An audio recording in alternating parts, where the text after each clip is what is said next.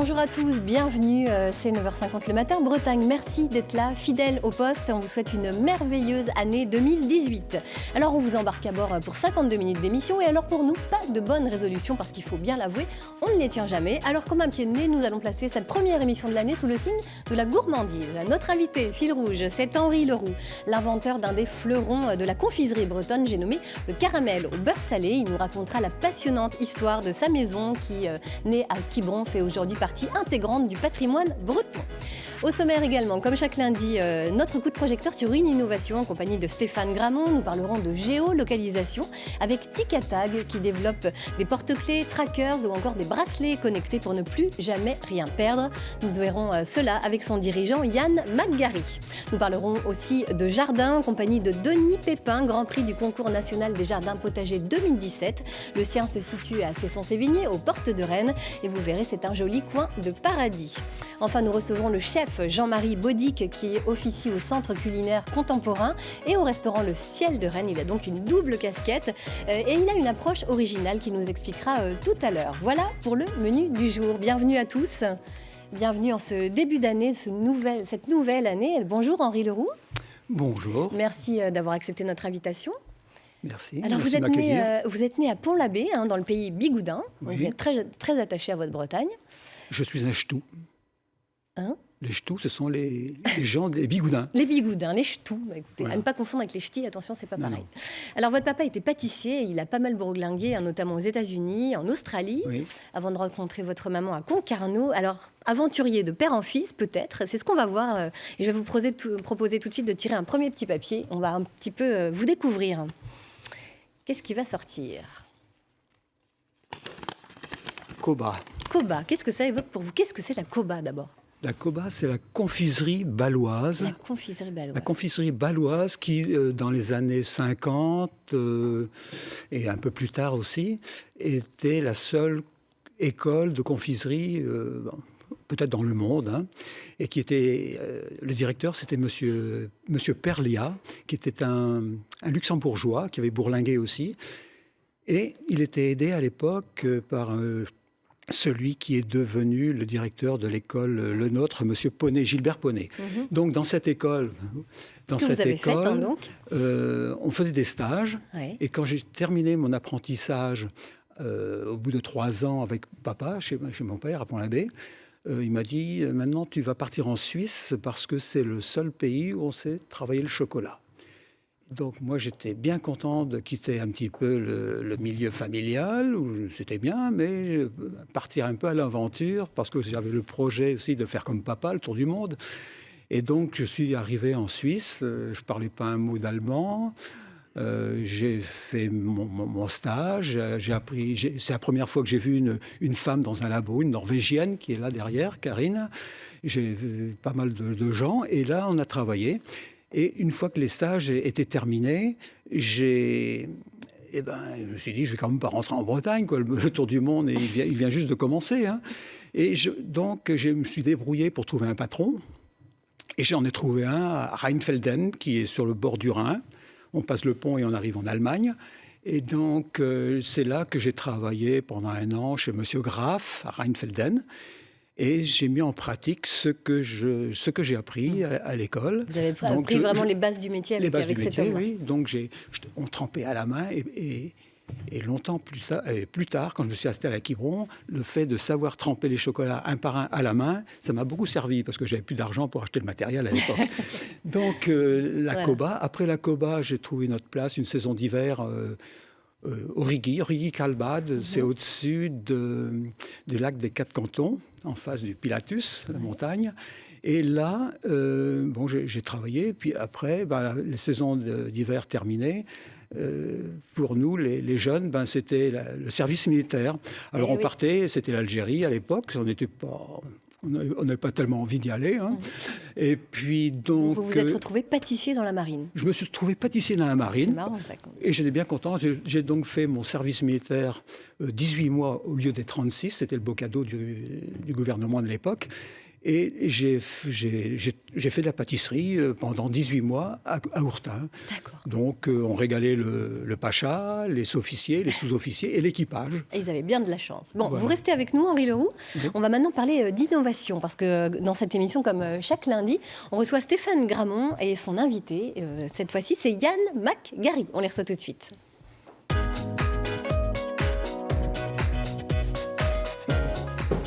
Bonjour Stéphane. Bonjour Laurence. Bonjour Yann, Bonjour. bienvenue. Bonjour. Bonjour.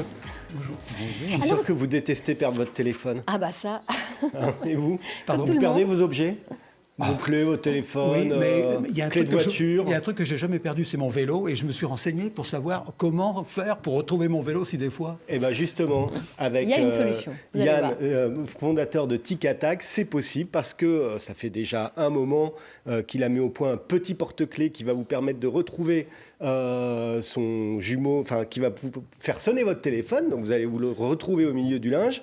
Et puis un petit tracker que vous pourriez poser sur la selle de votre vélo.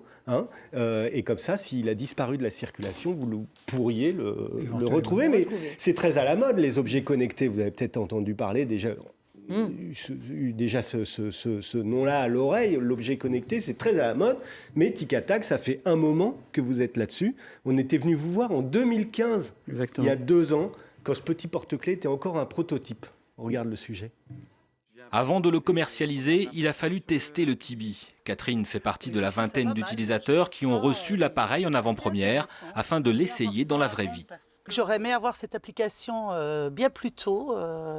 J'ai des enfants qui perdent régulièrement leurs clés de voiture le soir. Ça m'aurait évité d'amener les clés de réserve en pleine nuit.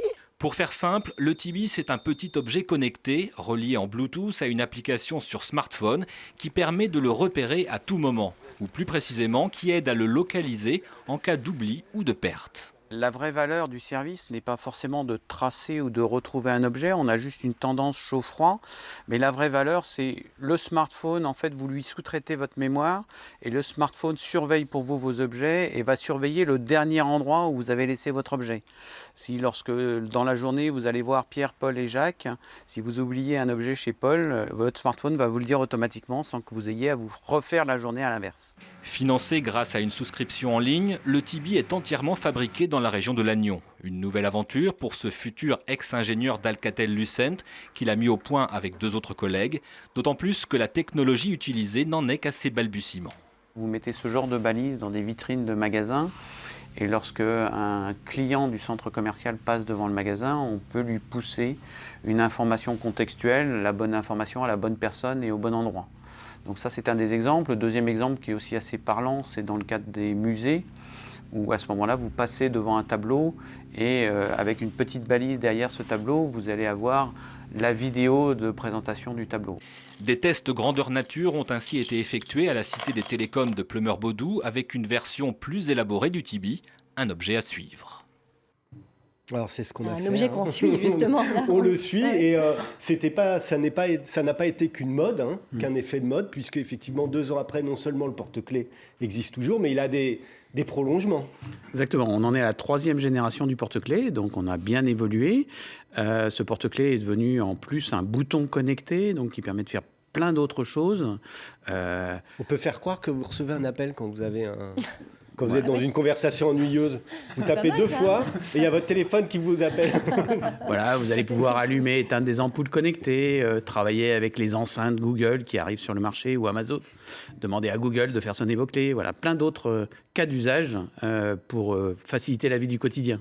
Alors, avec vos technologies, on peut retrouver son téléphone, ok, mais on peut retrouver aussi son vélo ou si son bateau s'éloigne de son mouillage avec un autre système, cette fois-ci de tracker.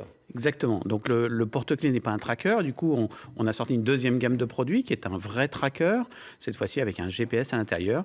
Et son côté innovant, c'est qu'au lieu d'utiliser les réseaux télécoms avec carte SIM, avec les réseaux Orange, Bouygues, SFR, on va utiliser des nouveaux réseaux dédiés aux objets connectés, qui sont des réseaux qui consomment très peu d'énergie et qui nous permettent d'avoir des trackers qui vont permettre de suivre des vélos sans avoir à recharger votre batterie toutes les semaines. En fait. Est-ce que c'est ça qui fait que ça s'est bien développé, que ça se diffuse dans le grand public, ces objets connectés qui sont vraiment une tendance lourde maintenant. C'est plus le petit truc à la mode. Les objets connectés font partie de notre vie et feront partie de notre vie. Qu'est-ce qui fait que ça se diffuse dans le grand public? Alors, c'est les nouvelles technos qui arrivent, en fait, qui permettent de rendre des usages qui étaient compliqués à résoudre avant, en fait. On a, dans le monde du grand public, le Bluetooth qui a évolué pour consommer moins d'énergie. Ça s'appelle le Bluetooth Low Energy ou Bluetooth 4. Et puis, dans les réseaux télécoms, on voit arriver des nouveaux réseaux dont je vous parlais, Sigfox, LoRa, et puis bientôt la 5G, qui va avoir des fonctions très basse consommation, et en fait, qui permettent de faire des choses qui étaient compliquées à résoudre avant. Donc c'est grâce à ça en fait que les objets connectés vont pouvoir arriver dans le grand public.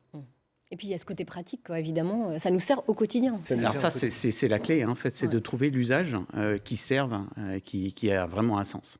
Alors vous en testez des usages, puisque avec la région qui a lancé un appel à projets pour faire des expérimentations en quelque sorte grandeur nature, il y a une douzaine de projets qui ont été sélectionnés par la région, dont celui de Ticatag. Alors cette fois-ci, c'est plus pour suivre un vélo ou son téléphone, mais des marathoniens ou des semi-marathoniens. Exactement. Donc du coup, on va utiliser en fait toute la technologie qu'on a développée pour le porte-clés ou pour le tracker, au service cette fois-ci des coureurs du dimanche, hein, pour les épreuves sportives du dimanche, et qui va permettre aux organisateurs en fait d'animer leurs courses et de savoir en temps réel en fait où sont un peu tous leurs coureurs de leur événement, et puis aussi aux gens qui sont au bord de la course, savoir où est son frère, sa sœur sur le parcours, et aller l'encourager au bon endroit en fait. Et vous allez expérimenter ça chez vous du côté Alors de on Lannion? expérimente ça en Bretagne, hein, bien sûr. On sera sur Ilion dans le week-end prochain pour commencer les premières expérimentations, et puis tout ça va avoir lieu pendant le premier semestre, avant d'avoir une solution vraiment opérationnelle et peut-être commercialisable. Et commercialisable, bien sûr, à partir du deuxième semestre. Bon ben voilà, Laurence, vous ne perdrez plus votre mari quand il ira faire son footing. C'est parfait, merci beaucoup. Est-ce qu'on peut suivre aussi les caramels que les gens mangent? Ça peut être pas mal aussi. Faudrait tester. Il va falloir On va voir. On va y réfléchir. À expérimenter. Alors vous, Henri Leroux, l'histoire, elle remonte aux années 70 finalement, quand vous avez pris la suite de vos parents. Exactement. Vous avez commencé à faire du chocolat, du vrai chocolat, alors que votre papa utilisait plutôt du chocolat industriel, quoi. Enfin, oui, plus ou moins, voilà, il l'achetait. oui. Vous avez relevé ce défi-là quand même. Oui, et ce qui est marrant, c'est que les bigoudaines, quand j'ai commencé à faire mes chocolats à Pont-l'Abbé, les bigoudaines, du jour au lendemain, elles ont voulu les chocolats du bigoudin. Si bien qu'on s'est retrouvés après Pâques, il nous restait un stock de chocolat Suchard, Châle et compagnie, alors que les miens, j'étais en rupture, quoi. Hein. Et ça a commencé comme ça. On s'est aperçu que aussitôt, les gens étaient fiers d'avoir quelqu'un sur place qui savait faire un produit. Qui savait travailler. Voilà. Et donc, aussitôt, c'est parti. Bon, ça, c'était à Pont-l'Abbé. Ouais. Alors après, vous, il y a une rencontre déterminante qui va changer le cours de votre vie. Vous allez à Quiberon, vous rencontrez Monsieur Niniche, on va dire ça, comme ça, pour faire un petit raccourci. Et ça va changer votre vie. Racontez-nous pourquoi. Oui, à Pont-l'Abbé, nous étions un peu débordés. Et puis, avec mon épouse, qui gère bien mon temps, me dit on va prendre quelques jours. Là. On va prendre quelques jours et on part à Quiberon. On part à Quiberon. Et puis, on se baladait comme ça. Il faisait beau, c'était au mois de mai. Il y avait les mouettes qui criaient sur la plage, les vagues qui se déroulaient. Vous plantez bien le décor. Et puis monsieur Audebert était avec sa petite cigarette, son tablier bleu, il était en train de faire ses carreaux sur le boulevard Chanard. Et je dis, mais c'est lui qui a raison. Et avec ma femme qui est de souche quibronnaise, eh bien, on s'est dit, il faudra qu'on cherche quelque chose dans le coin. Alors, on ne savait pas trop quoi. Ma femme était en hôtellerie. On pourrait peut-être acheter une hôtellerie, faire un salon de thé, faire quelque chose. On ne savait pas trop. Et puis, le hasard a fait qu'on s'est dit, on va glacier. À l'époque, la vie était belle à Quiberon. Je pensais que tout le monde travaillait 6 mois et 6 mois de vacances. Ça nous convenait parfaitement. Hein. On s'est aperçu rapidement que ce n'était pas vrai. Ouais. Ce n'était pas possible. Et donc, là... on a acheté un magasin, une ruine. On a tout investi là-dedans. Et on a commencé à faire du chocolat. Alors là, c'était un peu difficile parce que je cuisais mes chocolats, parce que les caramels sont venus quelques semaines après. C'était pour Pâques. Hein. Et donc, je cuisais mes pralinés entre les sacs de ciment et les sacs de sable, là où j'ai monté ma boutique. Ensuite, je partais chez mon ami Pierre Caron, qui était pâtissier à Auray, qui me prêtait le week-end sa broyeuse. Je broyais tous mes pralinés. Je revenais chez ma belle-mère à Kearney.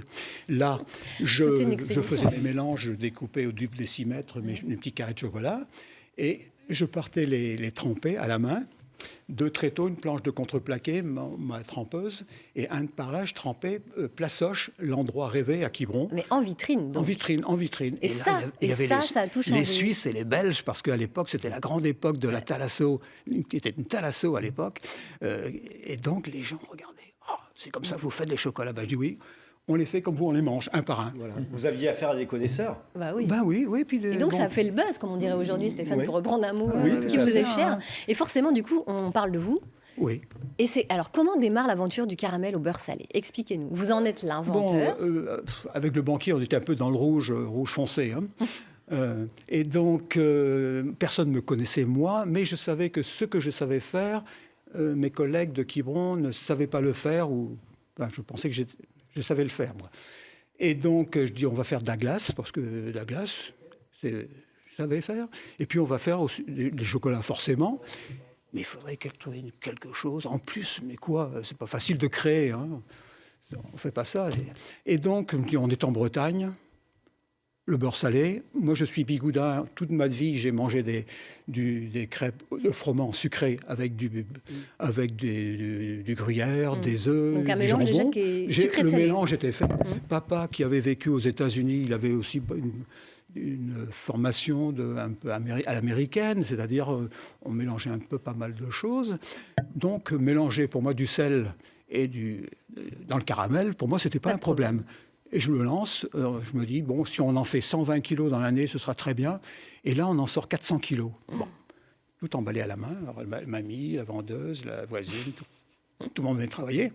Et puis, l'année suivante, on a fait 700 kilos, formidable. Et là, on s'est aperçu que vraiment, ça devenait difficile d'emballer ça à la main. Alors, on a acheté une P15, la P15, qui est une machine qui doit faire 400 kilos, où on met les bonbons dans des petites niches comme ça, et la machine fait le reste, et ça sort emballé. À l'américaine. Quand ça marche. Quand ça marche. Ouais. Est-ce que vous avez déposé un brevet? Alors, on ne peut pas déposer un brevet parce que bon, on change quelques grammes, on rajoute un petit peu de trucs, on les fait plus durs, plus mous, puis bon. Donc, on ne peut pas déposer. Et donc, par contre, ce qu'on peut déposer, c'est un nom. Et le nom, pour moi, étant pratiquement certain que, comme toutes les spécialités chez nous, ça tient 1 an, 2 ans, puis après, les gens demandent des nouveautés. Ils demandent des nouveautés, bon, je me dis, ça marche en 1 an, 2 ans, puis on fera autre chose. Et puis, ça a continué. Et donc, quand j'ai eu le prix du meilleur bonbon de France au Salon international de la confiserie à Paris dans les années 80, je crois, eh bien là, tous les curieux sont venus voir un petit peu ce truc, ce gadget, ce caramel qui éventuellement pourrait se manger. Et ils sont venus voir si... et d'un seul coup, tout le monde est devenu l'inventeur du caramel beurre salé. Il y avait des recettes de ma grand-mère. Il était temps de se protéger un petit peu. Oui, il fallait se protéger. Donc, qu'est-ce que j'allais faire, moi? Faire le caramel de la rue du Port-Maria, faire les pavés de la rue, je ne savais pas trop un nom. Et donc, comme dit Christian Millot, un nom de code pour une recette bien secrète. Ah, alors le nom de code, c'est CBS. Caramel ou beurre salé. Ouais. Ben voilà, c'est tout. Ben vous nous raconterez la suite de cette aventure tout à l'heure, Ouais. Henri Leroux. Alors vous qui savez cultiver votre jardin, eh bien écoutez, on va recevoir quelqu'un justement qui a reçu le grand prix du concours national des jardins potagers 2017. Il s'appelle Denis Pépin et il nous vient de Cesson-Sévigné.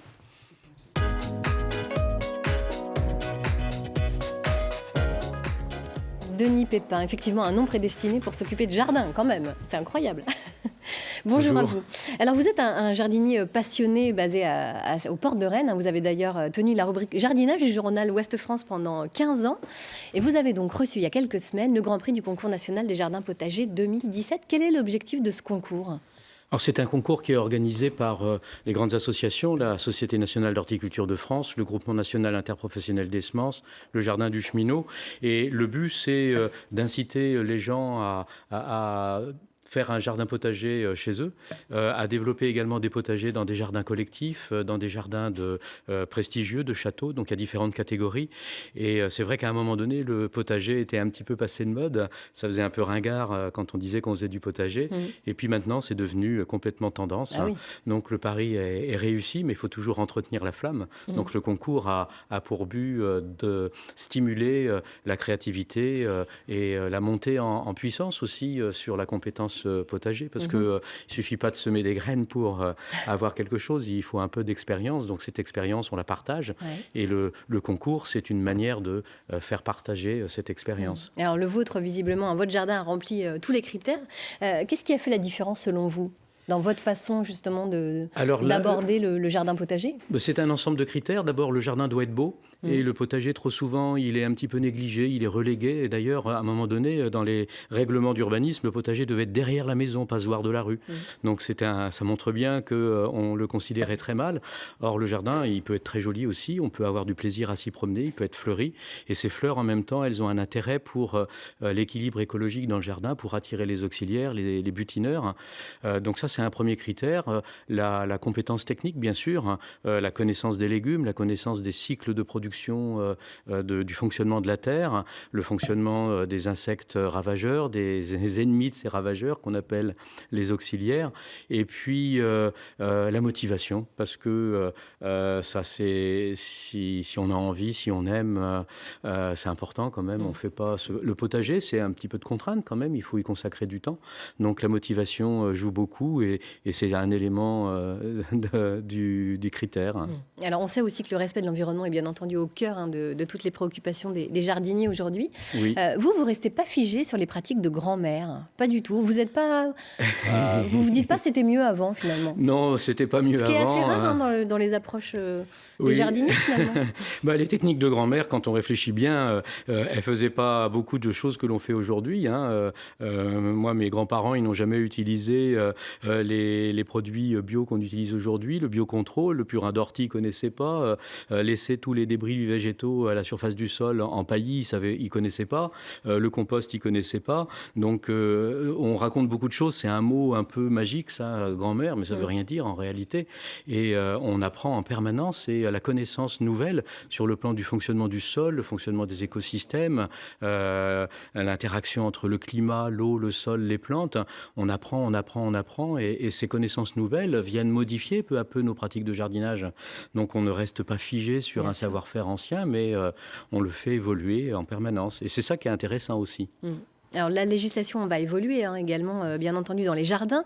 C'est déjà le cas pour les collectivités locales. Et puis en janvier 2019, donc dans un an, il y aura une mesure phare qui sera applicable aux jardiniers amateurs. Oui, alors cette mesure, c'est ce qu'on a appelé la loi Labbé, puisque c'est le sénateur écologiste qui l'a fait passer, qui l'a porté, et c'est quelque chose qui est mis en application déjà depuis un petit bout de temps dans les collectivités locales.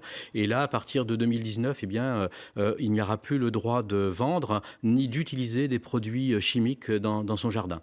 Alors il restera les produits autorisés en bio, heureusement, les produits de biocontrôle, mais tous les produits chimiques, désherbants, insecticides, etc., ne pourront plus ni être vendus ni être utilisés. Par les jardiniers amateurs. Alors, qui sont ces jardiniers amateurs? Vous qui en côtoyez pas mal, finalement, il y a tout un tas de profils. C'est plus du tout le profil seulement le retraité qui, finalement, a le temps et s'intéresse. Il n'y a pas que ce profil-là, bien entendu. Alors, nous, on en voit beaucoup, puisqu'il y a des stages, il y a des cours, des conférences, mais il y a beaucoup de jeunes qui se remettent au jardin et c'était perdu un petit peu. C'était très fortement... c'était mon cas, finalement, lorsque j'étais étudiant, un peu après les années 68. Il y a eu un engouement pour la terre, le jardin, la nature, puis ça s'est calmé et puis maintenant ça revient. Donc, beaucoup de jeunes se remettent au jardin. Ça redonne un peu de sens aussi de vouloir être un peu plus autonome, moins dépendant de tout ce qui nous environne. Et puis, il y a aussi beaucoup de gens quand même retraités. Et puis, des parents également qui, après avoir passé les années des premiers âges avec leurs enfants, ont un peu plus de liberté. Et je vois beaucoup de 30, 40 de gens de cet âge-là qui se mettent au jardin et qui ont envie de pratiquer, apprendre à leurs enfants à jardiner et puis avoir un contact un peu plus simple avec les choses, moins sophistiquées. Et puis, peut-être peut-être dans un endroit où on n'est pas traqué par des puces qui nous suivent. C'est vrai. Ou alors les puces ne sont pas les mêmes en tout cas. Voilà. On m'appelle. Et vous organisez même des cours de jardinage pour les entreprises en fait, le midi, c'est ça? Oui, alors on a une contrainte qui est en même temps une chance, c'est qu'on se situe dans la zone de Rennes-Atalante Via Silva, donc au nord de Cesson, tout près de Rennes, et où il y a énormément d'entreprises, Orange, Capgemini, Technicolor, Thomson, etc. Et donc il y a des gros comités d'entreprise avec beaucoup de salariés. Et il y a un cours de jardinage qui a lieu une fois par mois avec chacune de ces entreprises sur le temps de midi. Et c'est vraiment formidable. C'est vraiment, je vois des jeunes qui viennent, qui sont motivés, qui ont envie de jardiner, qui sont vifs d'esprit, qui sont vraiment intéressants. Et pour moi, c'est stimulant aussi de voir des jeunes. Alors, il y a aussi l'Université du temps libre avec une classe d'âge un petit peu plus âgée. C'est très bien aussi parce qu'à la retraite, ils ont envie de se mettre au jardin. Ils ont plus de temps. Et comme ils n'ont pas été déformés préalablement par des techniques de jardinage très chimiques, ils sont très ouverts sur tout ce qui est jardinage biologique et écologique. Et ça, c'est un vrai bonheur. Alors, vous donnez aussi des conférences. On retrouve tout le programme de vos conférences sur votre site internet jardindespépins.fr. La prochaine aura lieu en mars, c'est ça, à Rennes, le 16 mars. Voilà, donc à la Biocop de Cesson, Ouais. sur le thème des auxiliaires et des ravageurs. Et puis, il y en a beaucoup qui sont prévus ce printemps. Il faut aller sur votre site pour voir tout ça. Merci beaucoup, Voilà. Denis Pépin, et continuez à bien cultiver votre jardin comme vous le faites. Vous cultivez votre jardin, vous, Henri Leroux? Je bricole, le temps de libre, mais à la retraite, du temps de libre, il y en a beaucoup et pas suffisamment quand même. Donc je taille, je coupe. Quand il y a des gros trucs à faire, je fais ça quand ma femme n'est pas là, parce qu'elle me dit « Ah, t'as coupé la branche, il fallait pas couper la branche !» Sacré, l'arbre sacré. Justement, On fait du compost aussi. Oui, alors puisqu'on parle de végétal, eh bien, je vous invite à découvrir des arbres considérés comme remarquables. Il y en a pas mal en Bretagne. C'est un itinéraire proposé par Isabelle Rettig et Morgane Tréguet. On en reparle juste après. Cette semaine, nous allons vous faire découvrir les plus beaux arbres de Bretagne, les plus gros, les plus grands, les plus vieux, en un mot, les plus remarquables. Et il y en a des dizaines dans la région, à commencer par celui-ci, le chêne de Tronjoli. Nous sommes à Bulla-Pestivien, dans les Côtes-d'Armor, et ce chêne, dit-on, serait l'un des plus gros d'Europe continentale.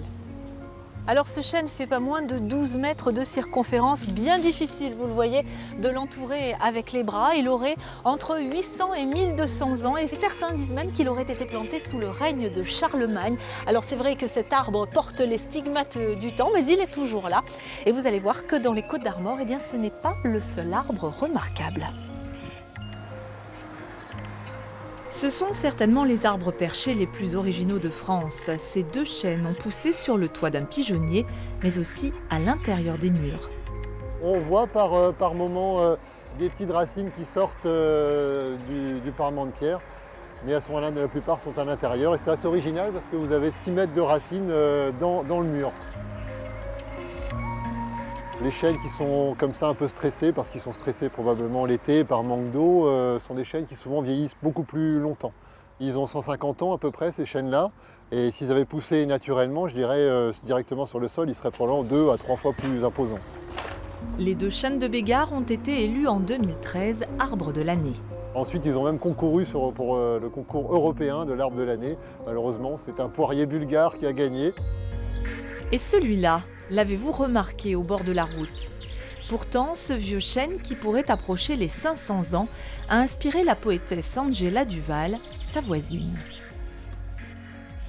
Goiet agadoiet oscuro, hanvalus cosidi seise doisini dans la rem, cramen darufene donu drem.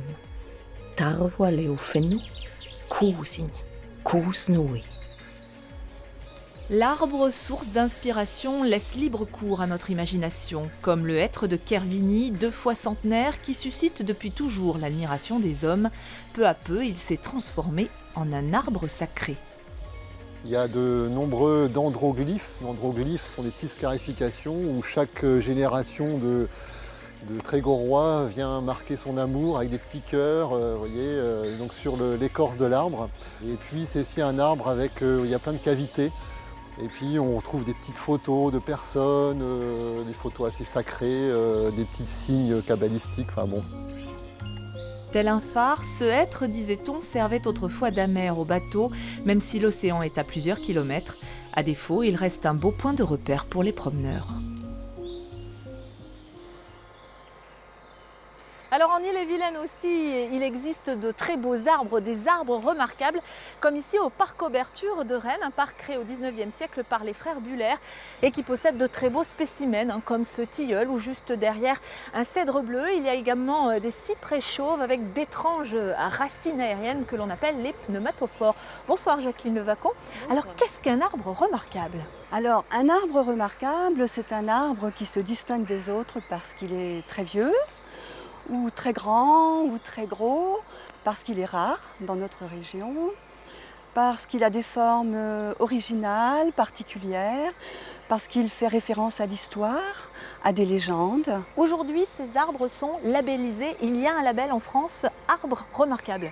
Il y a un label au niveau national, oui, parce qu'il y a une association qui s'appelle Arbre, justement, qui se promène dans toute la France et qui reconnaît des arbres comme étant vraiment remarquables. Mais ça ne veut pas dire qu'ils sont protégés juridiquement, ils sont reconnus. Et cette association, d'ailleurs, milite aujourd'hui pour que ce soit reconnu et donc qu'ils soient réellement protégés et qu'on ne puisse pas y toucher. Alors vous le disiez, la Bretagne est particulièrement privilégiée. Il y a beaucoup d'arbres remarquables. On a quand même répertorié 2000 arbres qui ont été visités par des bénévoles. Donc c'était un très grand travail de terrain, beaucoup d'enthousiasme, de volonté. Et parmi ces 2000 arbres visités, recensés, signalés par la population, c'est important de le dire, c'était une démarche participative. On en a retenu 400 à peu près comme étant remarquables. Et alors suite à ce recensement, vous allez publier un livre également ? Oui, un livre sortira probablement dans le courant de l'été, en septembre. L'arbre est souvent dérangeant.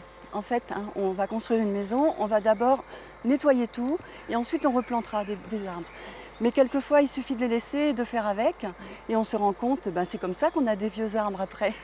Donc voilà, c'est un peu le sens de notre travail aussi, c'est changer le regard. Merci beaucoup Jacqueline Levacon. Et alors justement, ces vieux arbres, pour essayer de les dater, il existe une science qui s'appelle la dendrochronologie. Explication avec ce reportage réalisé en 1998. Vincent Bernard est dendrochronologue. Sous ce nom barbare se cache un spécialiste de la datation du bois. Son travail consiste à analyser les anneaux que les arbres inscrivent dans leur tronc en grossissant. Ces cernes, ces anneaux de croissance sont de largeur très dissemblables. Et par exemple, ici, on aura une année très très large qui correspond à une très très bonne année pour l'arbre. En revanche, l'année précédente est beaucoup plus mince. Là, l'arbre a beaucoup souffert, donc on peut penser que ça a été une année très très mauvaise pour lui. En regardant ces anneaux, Vincent Bernard peut découvrir quelles étaient les conditions météo lors de la croissance de l'arbre. Un arbre venant d'être coupé ou bien mort depuis des milliers d'années. L'intérêt de cette méthode, pouvoir dater du bois très précisément à l'année près grâce à une échelle chronologique de référence. Et si l'on pouvait dater précisément cet Yves qui passe pour être le doyen des Yves bretons, eh bien on en apprendrait certainement beaucoup sur son histoire. Il aurait été planté ici à Pommery-le-Vicomte dans les Côtes-d'Armor en 845 à l'occasion de la victoire du duc de Bretagne Nominoé contre le roi de France à la bataille de Bain-sur-Oust. En 2004, malheureusement, cet arbre a été victime d'un incendie. Le feu s'est déclaré ici dans la cavité et s'est propagé jusqu'à la cime. Fort heureusement, il n'en a pas trop souffert et il est toujours là, tout près de l'église de Pommery-le-Vicomte. Voilà, vous retrouvez toutes ces informations sur notre site internet. Merci beaucoup Isabelle pour ce passionnant reportage. Il faut changer notre regard sur les arbres, Denis Pépin ? Oui, les arbres sont les amis du jardinier et ils sont doublement les amis du jardinier parce que ils font de l'ombre, ils captent l'humidité et puis leurs feuilles servent à enrichir le jardin sous forme de paillis permanent au niveau du sol. Donc on utilise toutes les feuilles de tous les arbres, y compris les résineux, et donc c'est vraiment très important l'arbre. Merci beaucoup. Alors, on va passer des arbres aux racines parce que vous, justement, vous avez transmis votre maison en 2006. Alors, c'est une histoire de rencontre. Racontez-nous un petit peu ce qui s'est passé. C'est parti du Salon du chocolat à Paris, puisque nous avons fait tous les salons du chocolat depuis 20 ans, depuis le premier. Et puis un jour, on s'est aperçu qu'il y avait de plus en plus d'Asiatiques, des Japonais qui fréquentaient le salon et faisaient des choses exceptionnelles. Ils faisaient des petits tableaux sur quelques centimètres carrés de chocolat, des arbres, des bonsaïs, des choses comme ça. C'était étonnant. Et on a sympathisé avec ces gens. Et un jour, je suis invité au Japon par une société japonaise qui m'a invité à venir travailler sur un stand, mon stand. Et donc, je me renseigne un petit peu. C'était Yokomoku. Et ces gens-là sont leaders dans le domaine de la biscuiterie au Japon. Et ils ont aussi des pâtisseries où il y a 5, 6, 10 pâtissiers maximum. Ils ont des petites boutiques. Et là, je suis donc invité au Japon. Et puis, j'avais déjà fourni tous les intérieurs pour fourrer les biscuits. Et j'arrive au Japon. J'avais un stand avec, je ne sais pas, moi, il y avait une dizaine de vendeuses, il y avait 12 mètres d'étalage, ma photo en grand comme ça. Une vraie star. La star. Et donc, j'ai découvert un peuple étonnant parce que ces gens-là, ils admirent la personne qui sait travailler avec ses mains. Et ça, c'est touchant. Ouais. Et vous découvrez aussi leur exigence. Ça vous touche. Là, c'est terrible, parce que un morceau de plastique dans quelque chose, c'est un procès. Mon caramel beurre salé, quand on ouvre le beurre, il y a 1 mm² de papier aluminium. Il est détecté. On a donc été forcé d'acheter un détecteur de métaux pour trouver tout ça. Et puis, tous ces gens-là viennent... moi, je passais mon temps là-bas à faire des démonstrations et le restant du temps, je signais des autographes. Sacré star. Alors du coup, quand vous envisagez de passer la main, finalement, ça vous paraît assez évident que ça va se faire avec les Japonais? C'est-à-dire que quand on a décidé qu'on allait vendre, parce qu'on arrivait à un âge où il faut commencer à penser qu'on va vendre. Et donc... on en parle avec les Japonais. Un jour, on vendra. Mais alors, et la qualité, la qualité, elle sera ce que... Puis alors, on discutait avec eux, et ma femme a eu l'idée géniale de dire, si vous ne voulez pas que ça change, vous achetez tout, et puis vous serez patron. Et c'est comme ça que ça s'est passé. Donc ça fait 11 ans que la maison Henri Leroux a été reprise. On a vendu en 2006. Par les Japonais. Et ce qui est bien avec les Japonais, c'est que ces gens-là, ce qui les intéresse chez Leroux, c'était ma façon artisanale de travailler. Et ça continue, quoi. Et ces gens-là, ils continuent à faire ce que je faisais. Alors forcément, il y a peut-être des choses qui ont changé. Mais dans la qualité, c'est toujours pareil. Et je ne regrette pas de leur avoir vendu mon affaire parce que les gens honnêtes me disent la qualité n'a pas changé. Forcément, on ne voit plus mon épouse au magasin, je ne suis plus derrière la vitre. C'est fabriqué dans 2000 m² d'usine. Mais à l'intérieur de cette usine extérieure, ce sont des artisans qui travaillent, quoi. Je trouve encore les caramels que nous faisons aux fruits. Eh bien, ils sont fabriqués à la main, quoi. Ouais, avec des machines sous vide pour conserver l'arôme, toujours cette exigence. Exactement, ça c'est important, parce qu'on fait notamment des choses à la framboise, fruits de la passion. Si on fait des choses aux fruits de la passion, si on les cuit à chaudron, ils deviennent un peu orangés, le goût. Si on fait de la framboise, c'est encore pire, parce que là, ça prend des tons framboise, mais framboise un peu madérisée. Et puis, alors, ce qui est bien, c'est la conservation. La conservation, quand on cuit sous vide, on la prolonge un petit peu. Parce qu'avec les Japonais, interdiction d'employer le moindre colorant qui ne soit pas... Le conservateur, c'est banni. Donc il y a cette qualité, cette exigence qui est très importante pour très vous. exigeant. C'est même un peu dur parfois. Ça représente quoi pour vous, le caramel au beurre salé, finalement? Qu'est-ce que ça évoque aujourd'hui? Si vous deviez associer un mot. C'est un peu l'étendard de la Bretagne, et notamment du pays bigoudin, quoi. Hein. Ils vont être fiers, les bigoudins, quand je leur dis ça. Et donc, ça représente quelque chose. C'est pour ça que j'ai voulu que le caramel beurre salé, il n'ait pas de frère ou de sœur. Je n'ai pas voulu faire un caramel au beurre salé à la framboise ou à la fraise. Je n'ai pas voulu faire ça. J'ai gardé quelque chose. Un caramel beurre salé, point.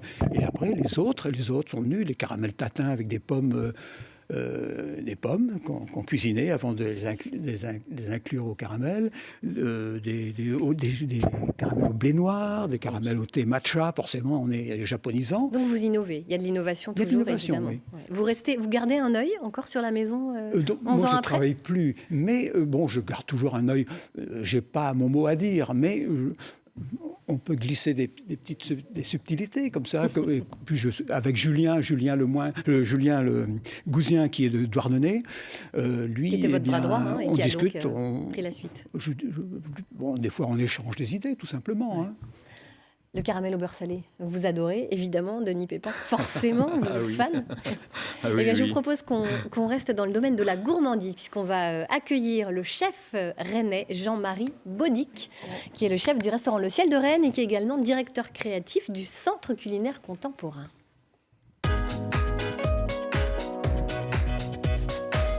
Bonjour Jean-Marie Baudic. Bonjour. Êtes-vous consommateur de caramel au beurre salé, de CBS, puisqu'on va l'appeler comme ça maintenant? Ça m'arrive de temps en temps. Ouais.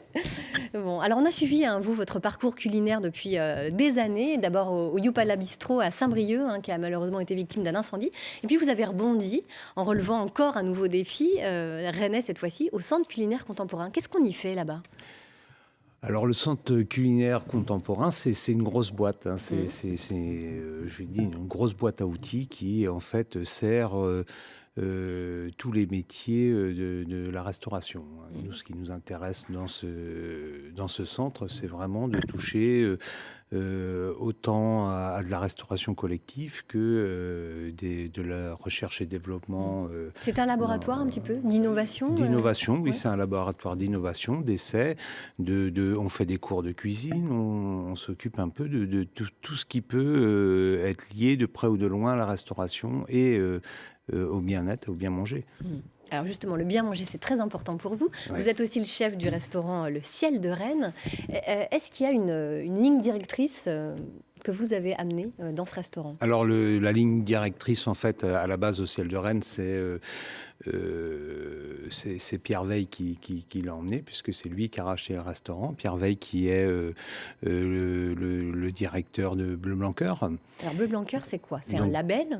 Alors, Bleu Blanc Cœur, c'est un label. Ouais. C'est un label qui est reconnu, je dirais, en France, en Europe et, je dirais, dans le monde, qui est présent dans plusieurs pays différents, avec une charte de qualité. C'est un regroupement, en fait, de scientifiques, de médecins, de paysans, parce que c'est super important dans cette démarche. Et c'est le bon sens paysan et la bonne science, en fait, qui font que BBC... s'occupe aussi du bien-être animal et si les animaux se nourrissent bien, nous, on se nourrit bien et on va être un peu plus en forme qu'un produit qui n'a pas été, je dirais, traité on peut le mettre au régime, mais des régimes de base, comme nous. Est-ce que ça se ressent gustativement si l'animal a été bien traité ? Alors moi, je le ressens sur la qualité des produits parce que je les teste tous les jours. En fin de compte, le restaurant Le Ciel de Rennes, c'est aussi un lieu test de tous ces produits pour voir déjà au niveau du goût comment ils se comportent. Sur la perte après cuisson ou avant cuisson, la tendreté de la viande, et pas que, puisque j'utilise la crème, le lait, le beurre, le fromage, les farines. En fait, nous, ce qui importe, c'est que tout soit bon, tout soit top dans mon assiette, parce que c'est important pour moi, c'est mon métier. Et d'utiliser ces produits-là m'ont aussi permis de me dire, tiens, on a vraiment un réel sens, redonner du sens à mon boulot, à se dire, on s'occupe aussi des gens. Donc c'est une démarche d'agriculture à vocation santé finalement. Est-ce que des tests scientifiques prouvent justement ces bénéfices ? Il y a eu plusieurs études cliniques qui ont été faites, 6 il me semble, 6 études cliniques qui ont été faites pour tester les produits et savoir leur qualité nutritionnelle. Si elles sont vraiment prouvées. Et donc, ces études cliniques ont prouvé que, oui, l'effet bénéfique de la bonne nourriture des animaux et du bien-être animal font que, déjà, moi, j'ai la chance de pouvoir discuter justement avec ces paysans, ces éleveurs et ces acteurs de la filière et d'aller les visiter. Et ça, c'est chouette parce que, du coup, ça encore donne un autre sens à comment je cuisine derrière leurs produits. Ils vous font des suggestions? Ils vous donnent des idées? On en discute, on en parle. Il me dit, mais c'est pourquoi toi tu veux, par exemple, sur une volaille, tu la veux un peu plus grosse, et pourquoi et comment? Et alors je lui dis, mais à la base, toi tu l'aimes comment? Et ta volaille. Et après, moi, je te dis, je vais la cuisiner, et puis je vais te dire comment moi je l'aime, et on en discute. Et c'est ça, c'est pas à moi de donner toutes les astuces, mais c'est eux aussi d'apporter. Et c'est eux qui ont la connaissance de leurs produits de base. Moi, je ne fais que transmettre, en fait. On dit le restaurant, c'est de la fourche à la fourchette. De la fourche à la fourchette, effectivement. C'est ça, c'est complètement ça, le restaurant. Et c'est vrai qu'avec des pratiques, je dirais, saines, on arrive à faire des bonnes choses, avec un budget qui est, nous, à 25 €, entrée, plat, dessert, le midi, on fait à manger, on fait sainement à manger. Et c'est ça qui est important. Ouais. Alors je vois que ça fait écho chez Henri Leroux. Ça vous fait réagir, cette démarche?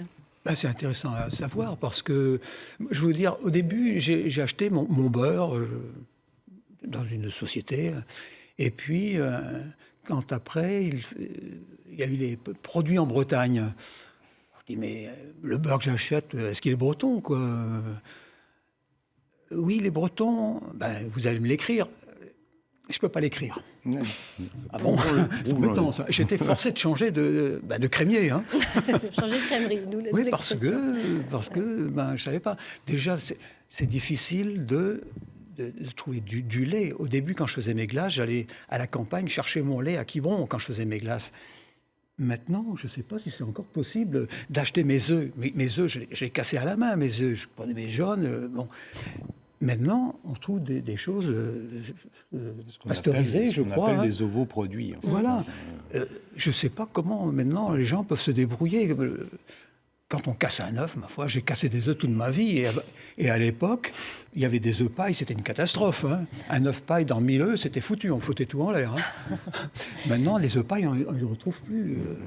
Denis Pépin, ça vous fait réagir aussi, cette démarche Bleu Blanc Cœur? Ah oui, on y est forcément sensible. Ce qu'on a appris, la première fois qu'on a eu le prix, parce qu'on l'a eu en 98, on a eu comme cadeau un séjour dans un grand restaurant Jean Bardet à Tours, qui est fermé maintenant. Et là, on a découvert que finalement, la base de la bonne cuisine, c'est d'abord d'avoir des bons produits. Alors nous, on produit dans notre jardin des très bons produits.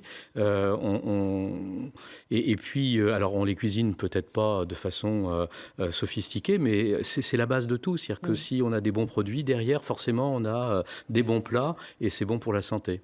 Voilà, tout est résumé. Voilà.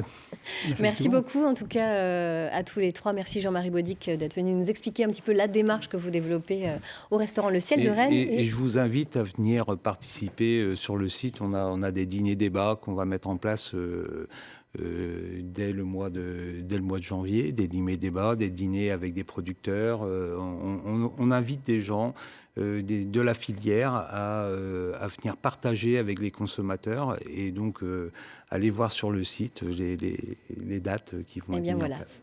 Merci beaucoup. Le site internet s'affiche sur le justement. Site du Ciel, Voilà, centreculinaire.com ou bleublanccoeur.org. On va maintenant évoquer un autre grand nom du patrimoine culinaire breton, j'ai nommé ENAF, bien entendu. Alors ce soir, après le Grand Soir 3, votre documentaire régional portera sur l'histoire de cette petite boîte bleue par le réalisateur Gérard Hall. On en regarde un petit extrait. Surpopulation, misère endémique. Les temps sont durs en Bretagne en ce début de XXe siècle. À la pointe du Finistère, les légumes frais ne trouvent pas suffisamment de débouchés. Des laboureurs sont contraints à la mendicité ou à l'exil vers le centre et le sud-ouest de la France. Catholique fervent, Jean ENAF ne peut s'y résoudre. Élève brillant, il accède aux études supérieures, une chance rare pour un enfant de paysan. Pour garder ses compatriotes au pays, il va faire un pari un peu fou, fonder une conserverie. Il s'endette, vend le peu de biens qu'il possède, hypothèque les terres de la famille. On ne donne pas cher de sa peau. Vous vous rendez compte, en 1907, à Poule-Rosic, on fait une conserverie ex nihilo. Il n'y avait toujours pas de courant électrique. Le courant électrique est arrivé à Poule-Rosic en 1929. Donc on a fait une conserverie en produisant nous-mêmes l'énergie, c'est-à-dire à la fois la vapeur pour l'énergie mécanique et l'électricité pour l'éclairage. C'est quand même culotté. La grande aventure Enaf, ce sera donc ce soir après le Grand Soir 3. C'est un nom qui vous parle à tous, évidemment. Enaf, ça évoque des choses, des souvenirs forcément. Un peu comme le caramel au beurre salé finalement. C'est la Madeleine de Proust quand on va au pique-nique. Si on n'a pas le pâté Enaf, on n'est pas bon là. Il nous manque quelque chose, forcément. Non, c'est vrai que, je sais pas, moi je connais ça depuis que je suis tout petit. Donc je trouve que c'est une belle réussite et ça parle de notre Bretagne aussi. Le beurre salé, les galettes de Pléba. C'est des souvenirs de colo, hein. Pâté Enaf, la colonie. Hein. Ouais. Alors, si on veut en savoir plus, Henri Leroux, sur le caramel au beurre salé, eh bien, on peut donc lire ce livre que vous avez écrit aux éditions du Cherche Midi avec Bénédicte Boger. On y découvre les secrets de la recette ? Vous nous avez tout livré ? Non, j'ai pas donné. Mais par contre, je me disais aussi, c'est bizarre. C'est ridicule parce que, en fait, je pourrais donner la recette et je suis certain que, au bout d'un certain temps, si je regoûtais le produit fabriqué par un autre, ce serait plus le mien, parce qu'il y aurait forcément des changements. C'est comme ça. Hein. On n'y peut rien. Donc on ne saura pas tout. C'est comme une de cuisine. Hein. Il n'y a pas besoin de tout savoir, je pense. Non, après, c'est le ressenti. Par contre, j'ai invité, à la fin du bouquin, j'ai invité des cuisiniers à me donner une recette, à créer une recette avec le caramel ou à base de caramel. Donc, à la fin du bouquin, il y a des choses comme ça, dont un chocolat qui s'appelle Yannick Lefort, qui était le chef chez le Fauchon, qui était le chef de la grande épicerie à Paris, et qui m'a fait une recette qui m'a inspiré pour faire le Yannick, un chocolat. Bientôt, vous aurez le Jean-Marie, parce que peut-être qu'il va proposer une recette au caramel. Vous en avez certainement dans votre besace. BBC. Voilà. Merci beaucoup à tous d'avoir été à nos côtés, à suivre l'édition des régions. Et puis à 11h20, vous retrouverez Midi en France en compagnie de Vincent Ferniaud et de toute sa bande. L'actualité pour nous sur l'antenne de France 3 Bretagne ce midi, ce sera le journal présenté par Valérie Chopin. Nous reviendrons sur la déroute du Stade Rennais face au PSG. Nous ferons le point également sur les mobilisations, notamment à l'hôpital de Vannes. Et puis notre rubrique Ondes positives sera consacrée au programme MOVE du CHU de Rennes. Voilà, écoutez, nous, on a grand plaisir à vous retrouver dès demain, 9h50. Notre invité fil rouge, ce sera Franck Jacquelin, lauréat des Victoires de la Bretagne 2017 dans la catégorie tourisme. Voilà, excellente rentrée à tous. Très belle journée. À demain, 9h50.